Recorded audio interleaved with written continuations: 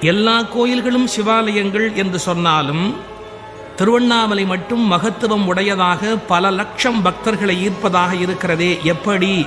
இந்த கேள்வி பல பேர் மனத்திலே எழுந்திருக்கலாம். அதற்கொரு விடை சொல்கிறேன். நீங்கள் திருவண்ணாமலை மலை முழுவதும் வலம் வந்தாலும், கோயிலுக்கு உள்ளே சென்று பல பகுதிகளில் பார்த்தாலும், மலையின் சுற்றுப்பிரகாரங்களில் வருகிற போது கவனித்தாலும் பல ஜீவன் முக்தர்கள் சமாதியாகியிருக்கிற திருக்கோயில்களை காண முடியும். மற்ற எந்த திருத்தலத்திலும் இல்லாத அளவுக்கு எல்லையற்ற ஞானிகள், மகான்கள், ஜீவன் முக்தர்கள், அருளாளர்கள், அடியார்கள், பல்லாயிரக்கணக்கான பெரியோர்கள் ஜீவ சமாதியாகியிருக்கிற திருக்கோயில்தான் திருவண்ணாமலை.